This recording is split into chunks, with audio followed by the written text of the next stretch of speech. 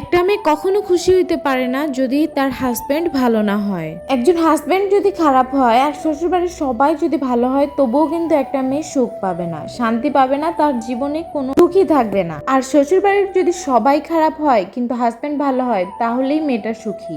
দিন শেষে তার একটা শান্তির জায়গা থাকে। আমার তো অনেক আধুনিক একটা পরিবারে বিয়ে হয়েছিল। বিয়ের পর কিন্তু আমার শাশুড়ি আমার সাথে খুব ভালো ব্যবহারই করত, কিন্তু যতই দিন গড়ায় ততই যেন তারা তো অনেক আধুনিক মানুষ, আমি তো আবার এত আধুনিক না। পর্যায়ে গিয়ে আমার শাশুড়ি আমার সাথে যেহেতু বাচ্চাদের কাছে আমাকে থাকতো না, তাই সে কিছুই জানে না, আর তাকে আমি কোনো কিছু বলার সাহসও পাই না। যতই হোক তার নিজের মা, আমি কোনো কিছু বললে হয়তো বা তার খারাপ লাগবে, এই ভয়ে আমি আমার হাজবেন্ডকে কখনোই কিছু বলিনি। এক পর্যায়ে গিয়ে আমার শাশুড়ি নিজে আমার সাথে মানে ঝামেলা করে আমার হাজবেন্ডকে বানিয়ে বানিয়ে অনেক কিছু বলবে, সব দোষ আমার ঘাড়ে দিবে। আর আমার হাজবেন্ড তো কিছু বোঝে না, হ্যাঁ তো কিছু দেখেও নাই, তখন সে আমাকে বলবে যে তোমার তো এটা ঠিক হয় নাই। তখন কিন্তু বিষয়গুলো আমার কাছে অনেক খারাপ লাগে। সময় গিয়ে যখন দেখলাম যে ব্যাপারটা অনেক বেশি বাড়াবাড়ির পর্যায়ে চলে যাচ্ছে, তখন আমি আমার হাজবেন্ডকে ঠান্ডা মাথায় সবকিছু বললাম, তাকে সবকিছু বুঝিয়ে বললাম যে দেখো বাসার অবস্থা তো এরকম,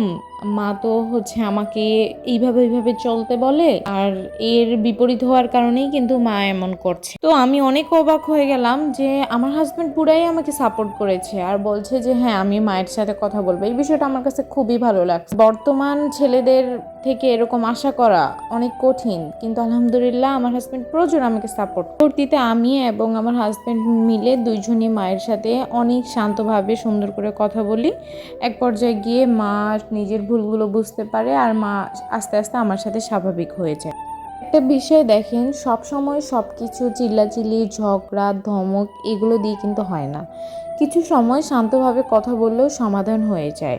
আর এই ক্ষেত্রে ভাইয়া, আমি প্রত্যেকটা ভাইয়াকে রিকোয়েস্ট করব, আপনারা বউয়ের কথা শুনে মাকে কিছু বলবেন না, মায়ের কথা শুনে বউকে কিছু বলবেন না। আপনারা শান্তভাবে বিষয়টা ক্লিয়ার করার চেষ্টা করুন, তাহলে দেখবেন আপনার জীবনেও শান্তি থাকবে, সংসারেও শান্তি থাকবে। সংসারে যদি আপনি শান্তি না পান, তাহলে কিন্তু আপনি কোথাও গিয়ে শান্তি পাবেন না। আপনি অফিসে হাজার হাজার টাকা রোজগার করুন, বাইরে হাজার হাজার বড় বড় রেস্টুরেন্টে খাওয়া দাওয়া করুন, কিন্তু আপনার যদি ঘরে শান্তি না থাকে, তাহলে আপনার কোথাও শান্তি পাবেন ঠিক রাখবেন। দুই নারী কিন্তু আপনার কাছে অনেক মূল্যবান।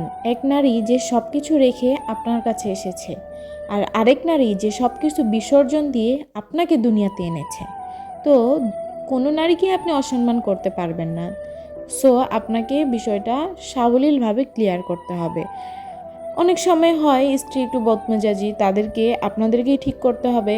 অনেক সময় একটু নিজের সংসারে একটা অন্য বৌমা আসে, শাশুড়ি, সেটা অ্যাডজাস্ট করতে কষ্ট হয়, কিন্তু আপনাকে সেটা ম্যানেজ করতে হবে।